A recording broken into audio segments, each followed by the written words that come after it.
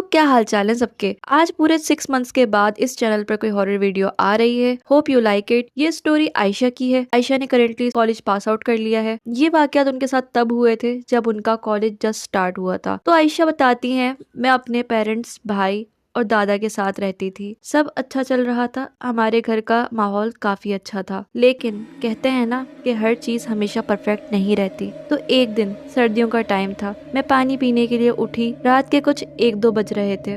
मैं दादा के कमरे के बाहर से गुजरती हुई पानी पीने जा रही थी। मुझे दादा के कमरे से बातें करने की आवाजें आईं। इट वॉज सो स्ट्रेंज, क्योंकि दादा अकेले ही उस रूम में रहते थे और रात के इस वक्त यूजुअली वो सो ही रहे होते थे। खैर, मैंने करीब जाके सुना तो दादा के किसी से हंस हंस के बातें करने की आवाज आ रही थी। बात तो काफी अजीब थी। मैंने अपना वहम समझकर इग्नोर किया और पानी पीकर वापस सोने चली गई। अगला दिन भी एज यूजुअल शुरू हुआ। सब नॉर्मल था, लेकिन अम्मी काफी चुप चुप सी थी, कुछ परेशान सी लग रही थी। मैंने अम्मी से पूछा, लेकिन उन्होंने मुझे चाय बनाने का बोलकर बात टाल दी। शाम में कोचिंग से आने के बाद मैं घर में थी। मैंने सोचा चाय बनाकर कुछ देर दादा के साथ बैठ जाती हूँ। मैं चाय बनाकर दादा के कमरे में गई। दरवाजा थोड़ा सा खुला हुआ था। मुझे फिर एहसास हुआ कि दादा किसी से बात कर रहे हैं। मुझ पर थोड़ा सा खौफ सा तारी हुआ, क्योंकि उस वक्त भी कमरे में कोई मौजूद नहीं था। मैंने पूछ ही लिया, दादा आप किससे बात कर रहे थे? दादा ने बोला, तुम्हारी दादी से। थोड़ा अजीब तो लगा सुन के, लेकिन मैंने ये सोच के नज़रअंदाज कर दिया कि इस उम्र में इंसान खुद से इमेजिन कर लेता है। एंड वन थिंग, मुझे भूतों प्रेतों पर बिल्कुल यकीन नहीं था। So I clearly ignore this conversation and scenario.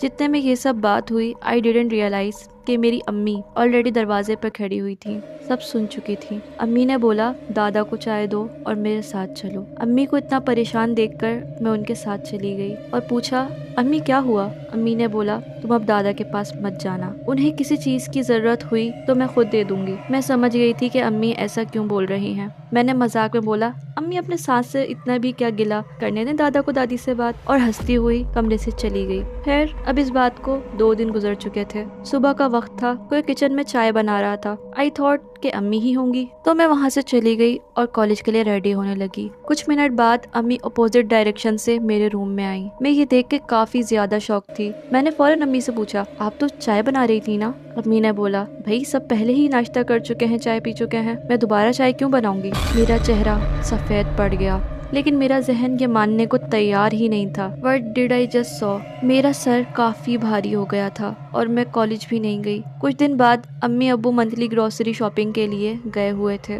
भाई यूनी गया हुआ था। उस दिन घर पर बस मैं और दादा ही थे। दोपहर हो चुकी थी और हमारे घर में डोर लॉक वाला था। सो हम सबके पास अपनी अपनी एक एक की होती थी। मैंने नोटिस किया अम्मी घर आ चुकी हैं और बड़े गुस्से में किचन में गई हैं। अम्मी किचन में स्टिल होकर खड़ी हुई थी। मैंने अम्मी से पूछा, अब्बू कहाँ हैं और आप सामान ले आई? और तभी अम्मी पीछे मुड़ी और मेरे सामने दिल दहला देने वाला नज़ारा था। मेरे सामने एक फेसलेस वुमेन थी विथ नो फेस फीचर्स। मुझे आगे का फिर कुछ याद नहीं रहा।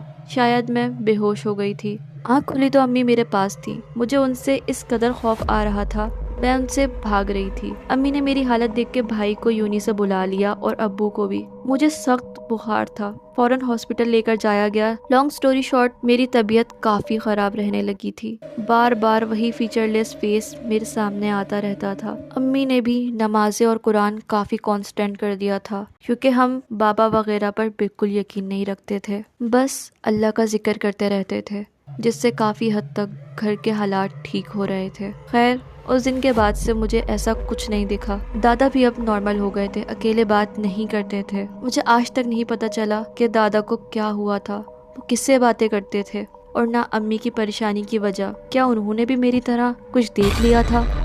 तो ये थी आज की video. Hope you like it. आज की वीडियो ही ख़त्म करते हैं। सो या दैट्स इट फॉर टुडे।